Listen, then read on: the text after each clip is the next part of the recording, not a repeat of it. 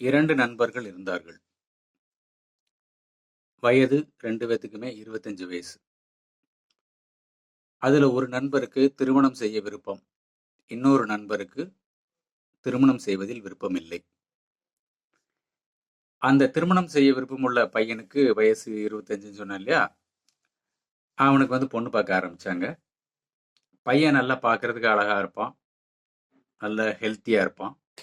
நல்ல சம்பளம், நல்ல வேலை, வீட்ல எல்லாமே வெல் செட்டில்டு. பொண்ணு பார்க்க ஆரம்பிச்சாங்க. பல தடைகள், எதுவுமே செட் ஆக மாட்டேங்குது. ஒண்ணு ஜாதகம் அமைஞ்சா, பொண்ணு வீட்ல உள்ள நபர்கள், அப்புறம் பொண்ணு வீட்டில் உள்ள நபர்களுக்கு ஒத்து போச்சுன்னா ஜாதகம், இப்படின்னு சொல்லி ஏதாவது ஒரு வகையில ஒரு தடவை வந்துகிட்டே இருந்தது. இப்படி 4 வருஷம் போச்சு. 29 வயசாச்சு.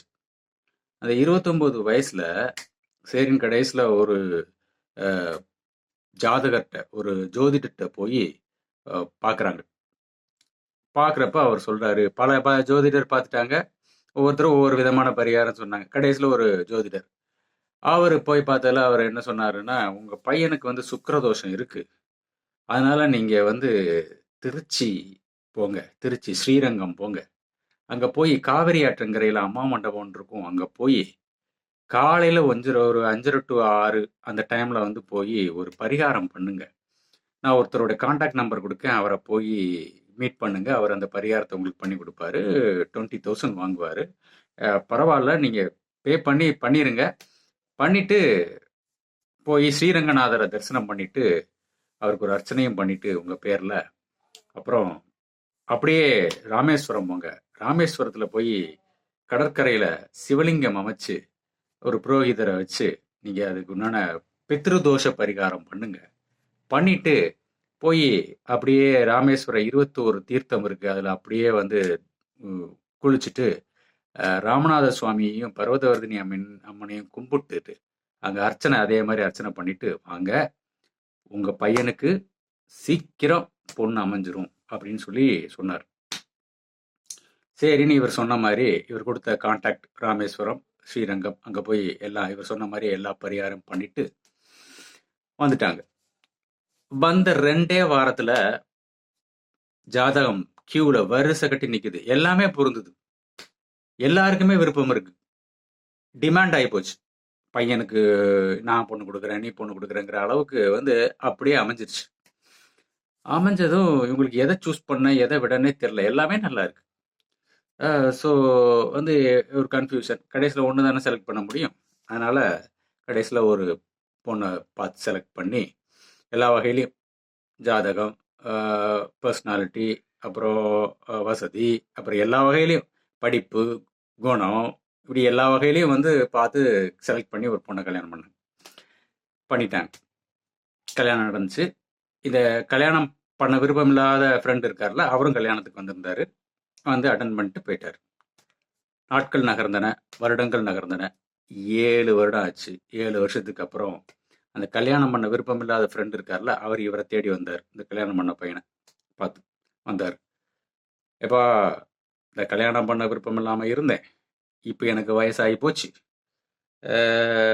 நாளும் போயிட்டு இருக்கு. இன்னமும் மிஸ் பண்ணா நல்லா இருக்காது. அதனால வீட்டிலையும் ஃபோர்ஸ் பண்றாங்க. எனக்கும் முன்னாடி இருந்த அளவுக்கு மன உறுதி இல்லை. ஒன்று, வாழ்க்கையில ஃபியூச்சர்ல என்ன ஆகுமோ ஹெல்த் விஷயத்துல அப்படிங்கிற ஒரு பயமும் இருக்கு. அதே நேரத்தில் நான் சும்மா இருக்காம சோசியல் மீடியா அது இதுன்னு பார்த்துக்க நிறைய கெட்டு போயிட்டேன். அதனால நான் ஒரு கல்யாணம் பண்ணணும்னு நினைக்கிறேன். போய் சரின்ட்டு ஜாதகத்தை ஜோதிடர்கள் சொன்னாங்க, உங்க பையனுக்கு சுக்கிரதோஷம் இருக்கு அப்படின்னு சொல்லி சொன்னாங்க. நிறைய ஜோதிடர் பார்த்து ஒவ்வொருத்தரும் ஒரு பரிகாரம் சொன்னாங்க. எல்லா பரிகாரம் பண்ணிட்டோம். ஆனா இன்னும் எனக்கு பொண்ணு அமையல. நீ ஒரு ஜோதிடரை பார்த்தேல்ல, அவர் ஒரு பரிகாரம் சொன்னார்ல, ஏதோ ஒரு ஊர் சொன்னியே, ஸ்ரீரங்கமா ஏதோ ஒரு ஊர் சொன்னியே, அது என்ன ஊரு? சரி, அது அந்த ஜோதிடரை கான்டாக்ட் கொடு. அப்புறம் எங்க போய் பரிகாரம் பண்ண அந்த டீட்டெயில்ஸ் சொல்லு. நானும் போய் அதை பண்ணிக்கிறேன். பண்ணிட்டு உனக்கு கல்யாணம் நடந்த மாதிரி எனக்கு நடக்கட்டும் அப்படின்னு சொல்லி அந்த பையன் கேட்குறான். உடனே இவர் சொன்னாரு, சாரி பிரதர், சாரி நண்பா, உனக்கு அந்த டீட்டெயில்ஸ்லாம் தர முடியாது. அந்த ஜோதிடர் அட்ரஸையும் நான் தரமாட்டேன். ஏன்பா, ஏன் அப்படின்னு இவன் கேட்குறான் ஆச்சரியத்தோட. அப்போ அவர் சொல்றாரு, நீ என்னுடைய பெஸ்ட் ஃப்ரெண்ட். உன்னுடைய நன்மையில உன்னுடைய நலனில் எனக்கு அக்கறை இருக்கு. அதனால் நான் உனக்கு இந்த டீட்டெயில்ஸ்லாம் தர மாட்டேன். ஏன்டா அப்படி சொல்கிற? டேய், சுக்கிரதோஷம் நீங்கிறதுக்காக நீ போய் பரிகாரம் பண்ணிட்டு வந்துடுவ. வந்துட்டு ஒரு கல்யாணம் அமையும், செட் ஆயிரும். அது நல்லபடியாக போச்சுன்னா பரவாயில்ல. என்ன மாதிரி கொத்து புரோடா போட்டுச்சுன்னு வையேன், அப்போ எவ்வளோ என்ன தோணும்? என்ன என்ன ஃபீல் வரும் தெரியுமா? இதுக்கு அந்த சுக்கிரதோஷமே பரவாயில்ல அப்படின்னு தோணும். சுக்கிரதோஷம் இருக்கிறது சில பேர்த்துக்கு தடை, சில பேர்த்துக்கு அது நன்மை. சுக்கிரதோஷம் இருந்து கல்யாணம் பண்ணாம போனா மிஞ்சி மிஞ்சி போனா என்ன நடக்கும்? கல்யாணம் பண்ணலையேன்னு ஒரு கவலை மட்டும்தான் இருக்கும். அந்த கவலையும் தூக்கி தூர போட்டோம்னா வாழ்க்கை ரொம்ப ஸ்மூத்தா போகும். நல்லா சாப்பிட்டோமா, தூங்கினோமா, முடிஞ்ச வேலையை கிடைச்ச வேலையை செஞ்சோமா, கிடைச்ச காசு செல்ஃபாக மெயின்டைன் பண்ணோமா, ஹெல்த்தை நல்லா பார்த்துக்கிட்டோமா அப்படின்னு லைஃப் பீஸ்ஃபுல்லாக போகும். நீ அதை விட்டுட்டு நீ கல்யாணம் பண்ணி என்ன என்ன சாதிக்க போகிற? பிள்ளை பெப்ப, அப்புறம் அதுக்காக ஓடுவ, அப்புறம் அதுக்கு இங்கே வீட்டுக்காரம்மாவோட போராடிட்டு இருப்ப, அப்புறம் உன் சொந்தக்காரங்க சும்மா இருப்பாங்களா? ஆளாளுக்கு ஒன்று சொல்லி கும்மாங்குத்து கும்முவாங்க. அப்புறம் அந்த பொண்ணு வீட்டில் உள்ள சொந்தக்காரங்கெல்லாம் சும்மா இருப்பாங்களா? அவங்களும் கொஞ்சம் அவங்க பங்குக்கு கும்முவாங்க. இதெல்லாம் தேவையாப்பா? இதுக்கு பதிலாக பேசாமல் நிம்மதியாக இருந்துட்டு போயிடலாம்ப்பா. தலைவன் தலைவி படம் பார்த்தியா? போய் பாரு. அது பார்த்ததுக்கப்புறம் உனக்கு சரி விடு. அது பார்த்ததுக்கப்புறம் உனக்கு புத்தி வரலைன்னா ஒன்றும் செய்ய முடியாது. நான் சொல்கிறதெல்லாம் அதில் சொல்லியிருக்காங்க. அதனால் தயவுசெய்து உனக்கு சுக்கிரதோஷம் இருக்கிறது ரொம்ப நல்லது தான். அதனால் நான் தர முடியாது கான்டாக்ட் அப்படின்னு சொல்லி இவர் சொல்கிறார்.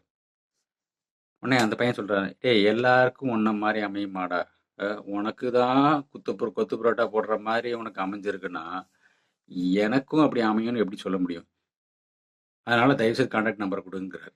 உடனே இவர் சொல்கிறாரு, இப்படி தாண்டா எல்லாவனும் ஒரு நப்பாசப்பட்டுக்கிட்டு ஏமாந்து போய் விழுறீங்க. 100ல் எத்தனை பேர்ரா பீஸ்ஃபுல்லாக இருக்கான் கல்யாணம் ஆனவன்? சொல்கிறான். விசாரிச்சியாடா?